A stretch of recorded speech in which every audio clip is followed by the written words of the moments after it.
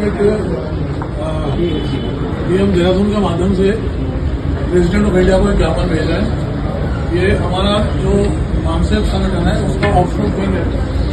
भारत मुक्ति मोर्चा, राष्ट्रीय मुस्लिम मोर्चा, भारतीय विद्यार्थी मोर्चा, इनके ज्वाइंटली एक मेमोरेंडम दिया जा रहा है।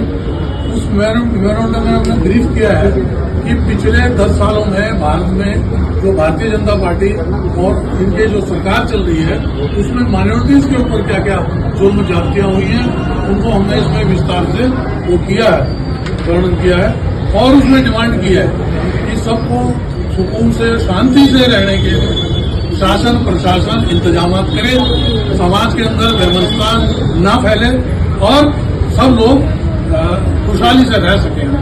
ये देखा गया है कि जहां तहां मॉब लिंचिंग की जा रही है, रास्ते में चलते हुए मारे जा रहे हैं, ट्रेन में मारे जा रहे हैं और तो और सरकार ने आदेश निकाल के और बुलडोजर ला के बस्तियां उजाड़ी जा, आज हमारे सामने की चीजें हैं। तो हमारी यही डिमांड है कि इस चीज को रोका जाए और समाज में असंतोष न खोले। आज भारत के 35 राज्यों में और 565 जिलों में एक साथ ये ज्ञापन दिया, तो ये आपको दिया जा रहा था, आप इसको आगे फॉरवर्ड करेंगे। हम कैसे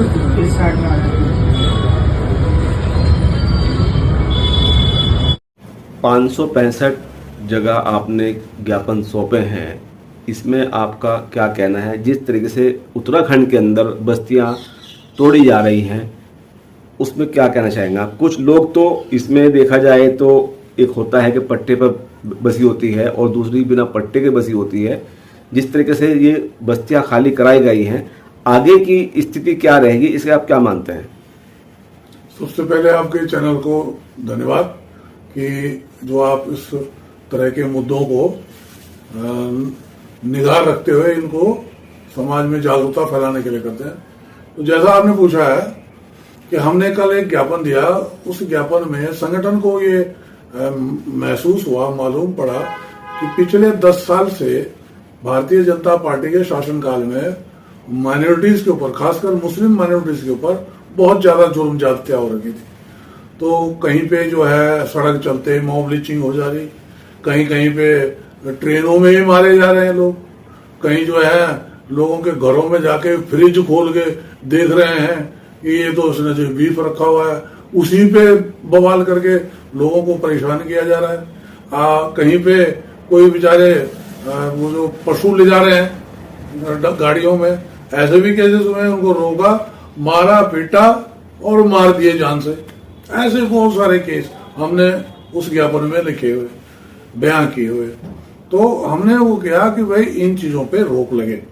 ये भारतीय जनता पार्टी के जो निरंकुश शासक है, ये समाज के अंदर इस तरह की जो दुश्मनी फैला रहे हैं, ये जो द्वेष फैला रहे हैं, इस पे रोक लगे, शासन प्रशासन इसको ठीक करे कानून के अनुसार।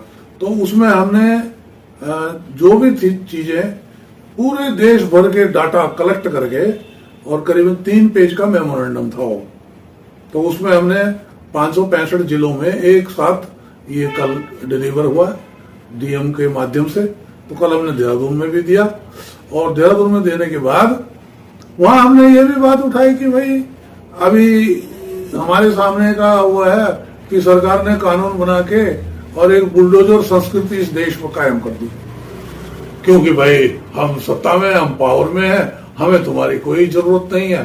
तो बुलडोजर से मकान तोड़े जा रहे हैं, यहाँ देहरादून में भी तोड़े जा रहे हैं और जहां तहां खबरें आ रही देश भर से, उत्तराखंड से, कि तोड़ी जा रही है। आजकल नाम दिया जा रहा है एनजीटी, नाम दिया जा रहा है कोर्ट का आदेश।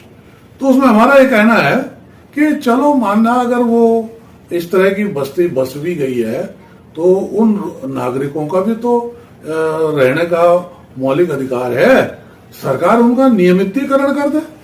भाई अगर कोई अवैध हो गया तो नियमों के अनुसार उसका नियमितीकरण करे, सरकार उनको पहले बसाने के लिए जगह निर्धारित करे और वहां उनको बसा दे, उसके बाद वो करे। लेकिन सरकार चलाने वाले जो लोग हैं वो देश में दंगा फसाद ही चाहते हैं, क्योंकि इसी से उनको जो है खाद पानी मिलता है उनको सुचारू रूप से सरकार चलाने में इंटरेस्ट नहीं है। झगड़ा फसाद करके, लोगों को उलझा के, वैमनस्यता फैला के, सांप्रदायिकता फैला के वो इस देश में शासन करना चाह रहे हैं। हमारा सीधा कहना, अगर कहीं पे अवैध कब्जा हो गया या नियम के खिलाफ है, नियमितीकरण कर दो उसका। कानून बनाने का अधिकार सरकार ने के पास है। लोगों ने सरकार के नुमाइंदे, तुम्हारे एमएलए चुने हुए, सरकार चुनी हुई, आप बनाइए उसको, शांति फैलाइए उसमें लोगों में झगड़ा फसाद करके और उनके जो है पूरा अशांति फैल गई वहां पे पूरे देश में, प्रदेश में, जगह जगह जो है। उनको अगर ठीक करना है तो हम ये कहेंगे कि उसका नियमितीकरण कर दिया जाए। उसके लिए कानून बनाने की जरूरत हो, आप बेशक कानून बनाइए।